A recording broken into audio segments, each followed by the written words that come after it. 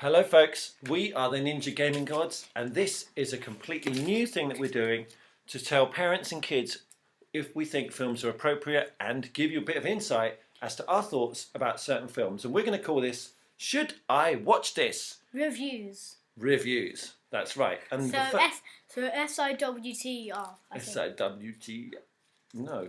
Wait. S-I-W-T. Anyway, so the first film we've picked to give you our critical assessment of is Goosebumps. Goosebumps. And we've just finished watching Goosebumps and we're going to tell you all about it, and so you can decide whether you want to watch it as a parent or as a kid.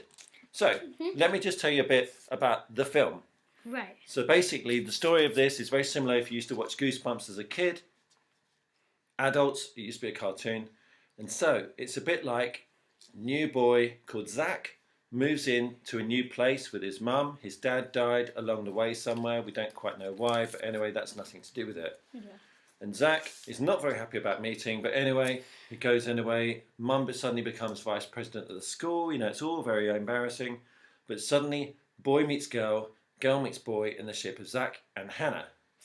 Anyway, it's all going very well, apart from she's got a very weird dad who seems a little bit overbearing, and something weird is going on, and that guy is Jack Black, who is R.L. Stine.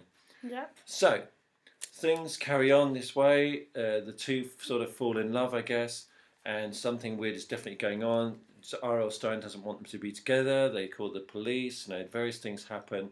Along the way, we meet other characters, and we have Jack Black, who is R.L. Stine, who's the grumpy, we don't know what at the moment. We have Zach, who is the main character. We have Hannah, who's the girl.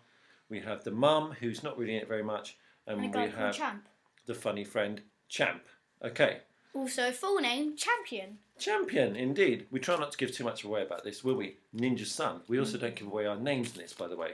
Nope. Anyway, so once we think we know where we're going with the story, suddenly we realise actually that Jack Black's character is not overbearing. And actually this is turning into a sort of spooky story where actually R.L. Stine has written all these stories about scary things. And by chance, Zach and Hannah and Champ release one of them, which is the Abominable Snowman, and all hell breaks loose. And from then on, it's a slightly adventurous, slightly spooky, sort of thrill-gripped ride into seeing how suddenly all the books that R.L. Stine has opened, all these characters come out, ranging from gnomes to zombies to werewolf to this Abominable Snowman, and most of all, what's he called? He's like a sort of Slappy. That's it, Slappy, which is like a sort of ventriloquist dummy. So that's the kind of overview, and basically the story is to get all these characters back who are running amok. You know, the whole town gets involved, various things happen, and that's the basic story. So that we're going to go through certain criteria to give you an overview of what we think this film is all about and what you should and shouldn't like about it, starting with swear words, Mr. Ninja Son. So there seems to be no swearing in this. That's right. So kids, I think, can still watch this. That's good. So on the plus point, there is no swearing in this film. In fact, the film is rated PG. Yeah. So there isn't any swearing in this. Yeah, parental guidance. That's right. So our next criteria is violence. Now, so what did you think of the violence? So I think there wasn't really too much, because there wasn't like blood or anything, which is what violence is, if you didn't know. I'm just giving you lots of advice. Yeah, keep going. What happens is there's like sort of violence because the words come off the pages and it sort of is violent or something. So it sort of looks violent because the words are like 3D and then they're coming off the page and turning the monsters into what they are. Was there anything else that you thought was particularly violent from your point of view? Ninja's son is nearly 9, so let's have it from his point of view. Was anything too violent for you that you didn't like? Well, there was one bit that was kind of violent but without blood, just a little bit disgusting. Which bit was that? The bit where R.L. Stine's under the table and the werewolf gets a little bit spit down his face. Oh, right, okay. That's sort of violent because it's disgusting. Oh, well, that's interesting because from my point of view, the adult point of view, there was quite a lot of violence in terms of there are gnomes which kind of come from one of these books, which they try and drag R.L. Stine into an oven, which is quite violent. I would say moderate violence for anybody who's a parent. There's a big sort of praying mantis that is about 3 million feet tall, which is quite violent. Probably 4. There's a bit where R.L. Stein gets his fingers caught in his own typewriter deliberately and breaks his fingers, which I thought was quite violent. Yeah. There's a bit of slapping around, but generally moderate violence. Nothing I'd say that was particularly gruesome. All very candid, quite light-hearted and quite funny. Yeah. So I would say there's nothing that would be particularly disgusting in this for anybody to see, which leads us into our next category, which is Scariness. Scary. Okay, so do you think there was anything that was scary in this? Well, I'd say there's probably a lot of scary parts because there's 2 jump scares. There's 2 jump scares. I think. Yep. There's one with the cat. Or the dog, whatever it is, that floats and then makes that really angry face. That as well. What's and then the werewolf that jumps up. That's right. That sort of jump scare. And then there was another scary, and then there was another scary bit that kind of made me scared which was the clown slapped at the door. He was like, I totally agree. And actually, the scares in this again, they're quite moderate. And I would say there's no problem with this. But actually, there are characters in this. There's an abominable snowman. There is zombies, there's a clown which is quite scary, there's a wolfman, there's a praying mantis, and the most of all is Slappy, the ventriloquist doll, who is in most of the film, and I don't like those kind of things, and he kind of leads the show in most ways. He's quite scary.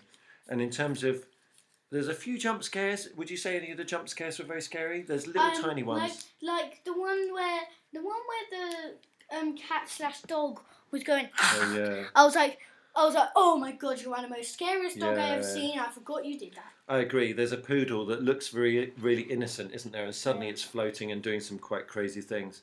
Yeah. Just be careful, I would say, with some of the scares if you have younger children. Yeah.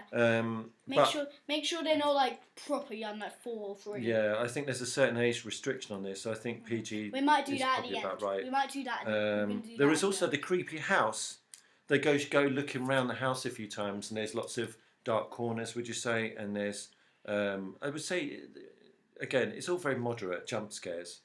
Okay, so how's that? And then our next criteria for this, we thought there might be some kissy bits. Do you think there was any kissy bits? Yeah, there is about. There's 2, I think. Yeah, there's 2. Okay. There's the one with Champ and that girl kissing that he saves by the werewolf, and the second one is where Zach and the girl kiss. Okay, so for the younger kids who go, kissy bits, there's not that much, to be honest. But there's a little bit of sort of teenage. That's mostly what older kids do. A little bit of teenage lovey doughy eyes, as they call them. Yeah. Vomit bucket times. Mm. So, in terms of, what was your best bit of Goosebumps? Right, the best bit was obvious. I think the best bit was the bit where Slappy went and silence when he throws Zach's arm and he was like and silence. I think that was the best bit because he was like, oh yeah, dude, can you please be silent? All right, and I think one of the best bits. I mean, it's very funny. It's a really funny film, and Jack Black, funnily enough, is one of the ones who's not funny in this, but. One of the funniest bits is when the abominable snowman escapes and they're in an ice rink and they jump on a Zamboni, there's cleaning machines for ice, and they try and escape and it's going about -1 miles an hour and they decide it's a really bad idea. So I think that's good. Worst bit? Is there anything bad about this film? So the worst bit was when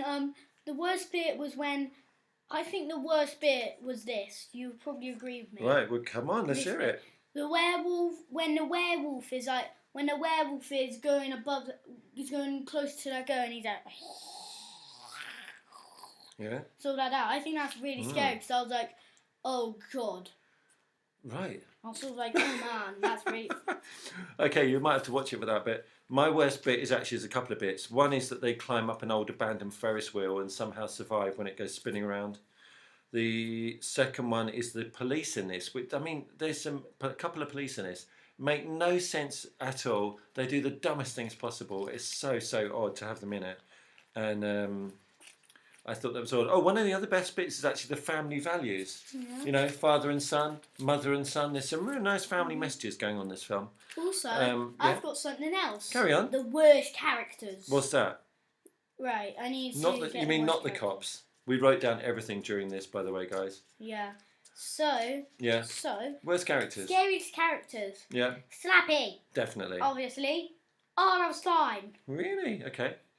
Clown guy. Definitely. Gnomes. Hmm. Giant praying mantis. Hmm. Mhm. Okay. Yep, I agree with those. And we need now. What's next? Right, and so the bit at the end, this is the most important bit for us. So, from Ninja's son, is this suitable for children, this film? I guess sort of. A little bit. I'd say probably if you're like probably my age or something. So I'd say the eight.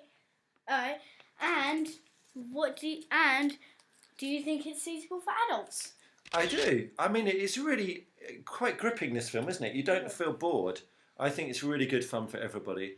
And I think that you shouldn't be too worried apart from bringing certain ages, which leads us to the very end. So the first part of the end is, what age, Ninja Son, do you think this is suitable for from? I think the age is... Should we say it together? Yep. 1, 2, 3. 7 and above. We said the same age, folks. So 7 and above, we think. It's a bit scary for anybody younger.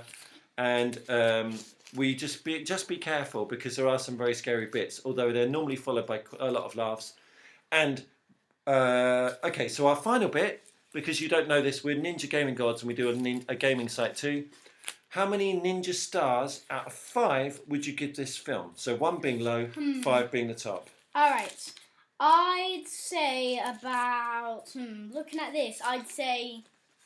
4 and a half. 4 and a half. 4.5. Well, that's 4.5. great. I would say 4, actually. It's got virtually everything you need from a film, and I think it's a really great film. Yeah. And so, we hope that is helpful. We're going to put this out, and we're going to keep on doing it 1 a week, and we're going to do some really various films, a variety of films, if I can speak. And we hope this is useful. And so, from Should I Watch This? We would like to say goodbye, son, wouldn't we? Say goodbye, son. Goodbye. Bye, everyone. Bye. Speak soon. Bye. Bye.